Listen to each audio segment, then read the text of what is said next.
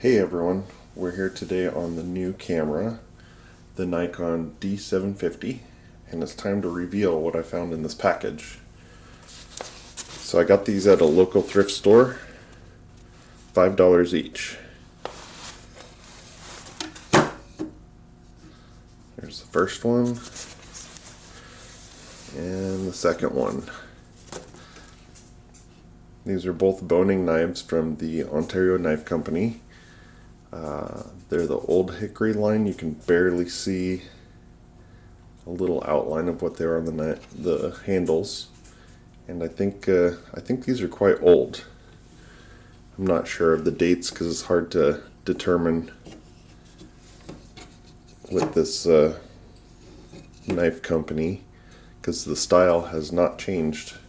I believe the Old Hickory was started in the 1920s, and before that there's a lot of the handmade knives, and I plan to do some restoration on these, and I actually have hickory sitting in a box, and I think I'm going to go ahead and make them some good real hickory handles. I plan to just kind of clean them up and keep the patina because that's a really great look to these, and we'll see how it goes. Okay, so the first thing I think I need to do is figure out how to get the handles off of here. I would normally try and just keep them as is, but you can see there's quite a bit of moisture has gotten in there. I don't know if you can see the space, but it's pulled away here from the knife itself, and I think these knives just deserve a good handle each to live out more of their lives.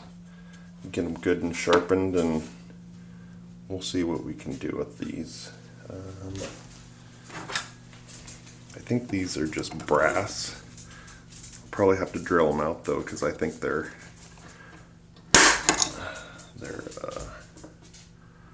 bigger than the mounting holes.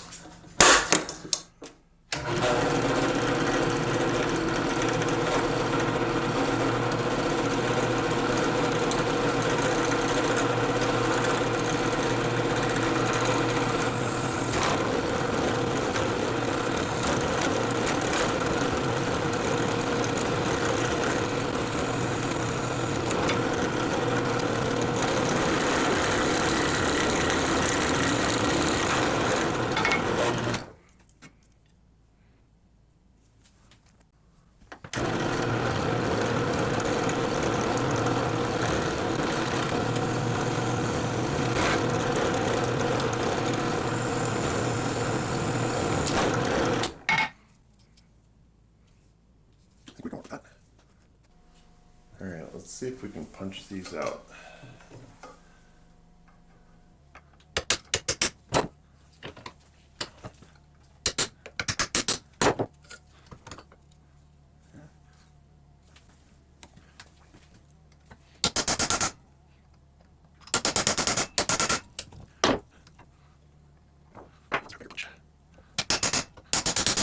There we go.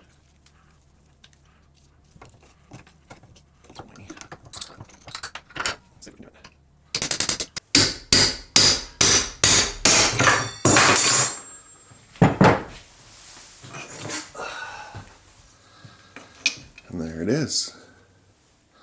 So you can see it's very rusty on the underside, so I'm going to have to wire brush that and get it all cleaned up.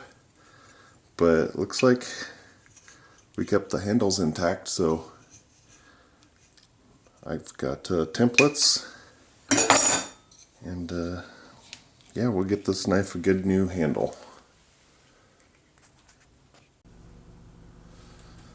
Alright, so the second knife gave me a little bit of trouble, but we got it.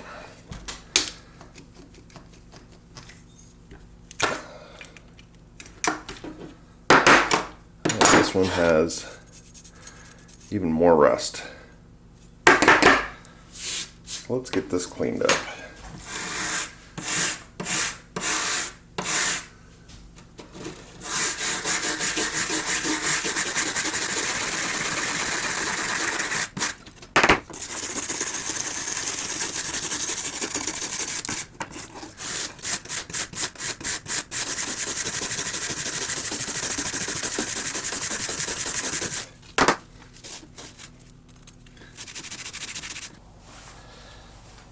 let's get these things in some vinegar.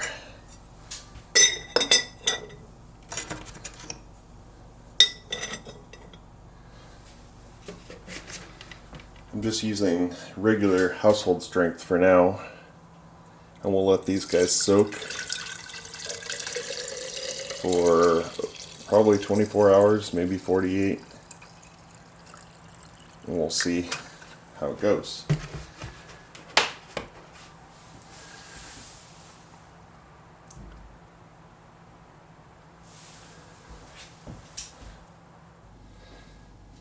So while we wait for the blades to get soaked, I've been cleaning up the handles a little bit just to see what was under them, and man, there's a lot of rust. So I'm glad I'm doing this. These knives deserve to have a longer life without rust.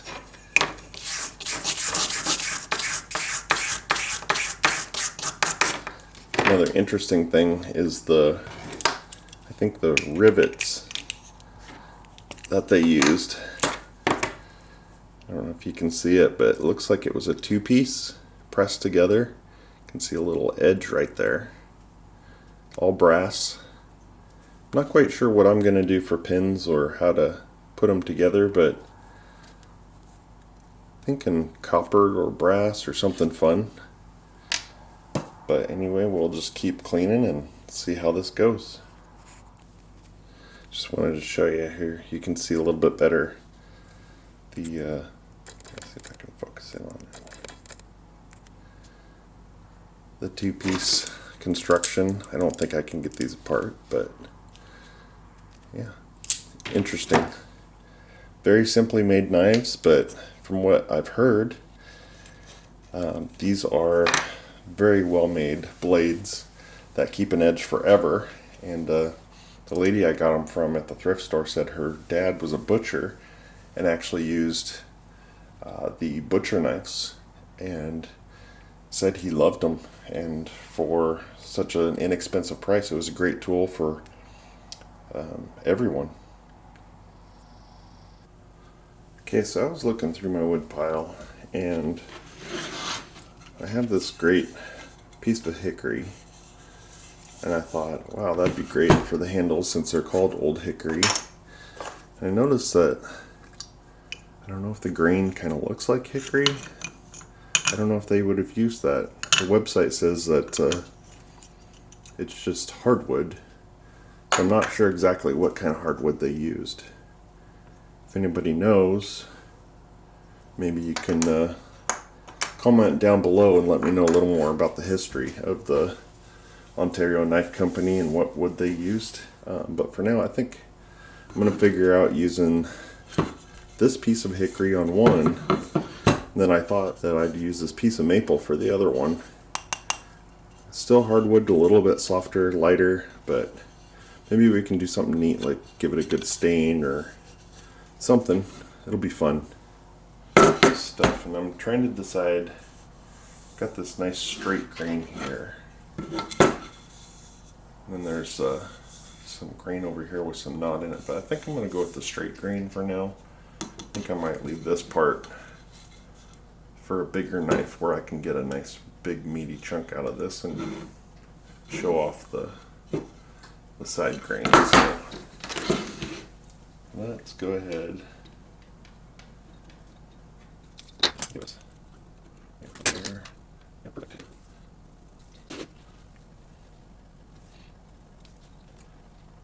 So definitely give us two good hand scales anymore.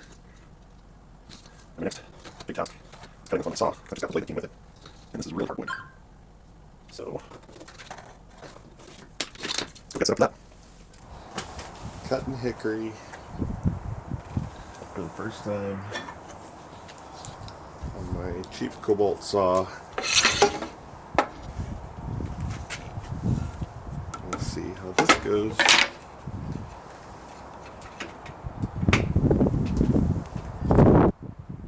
Okay, take two. This time with power.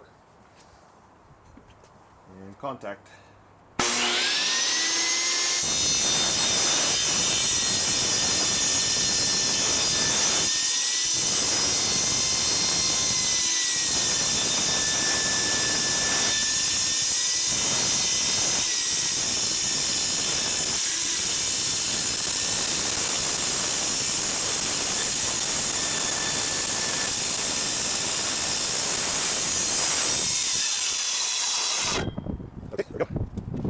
we'll try and split that in half, I guess. Okay, so we're set up to cut this in half, and yeah, this is gonna be fun. Okay, everybody pray for me.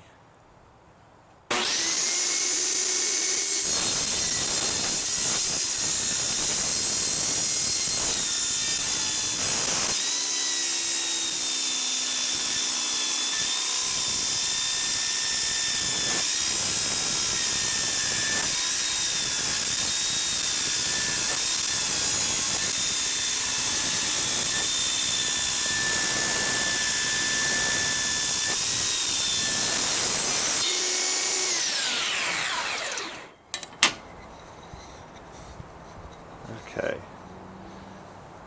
so I didn't exactly get it in half.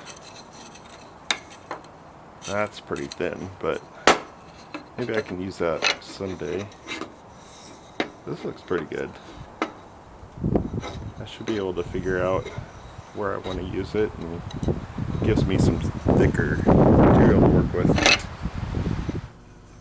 Okay, so here's what we got. I think we got some really nice grain here. I think this one, maybe we'll switch around, get a little bit of that color differentiation. This one, just kind of mirror it maybe a little bit, maybe right around in there. That'll be fun. And I went ahead and off camera, I cut the maple. I didn't quite split it as well, but I think I'm going to stick as close to the original handle thickness and design with this one. So I've got some options, but it's kind of a cool straight grain on those. And yeah, I think I'm going to leave it here for today. Gonna go help my son build a PC today. We're gonna gut it and put new motherboard, processor, memory, all the good stuff in there and get him a faster running PC, which I'm not gonna record, but I will be back on this knife later.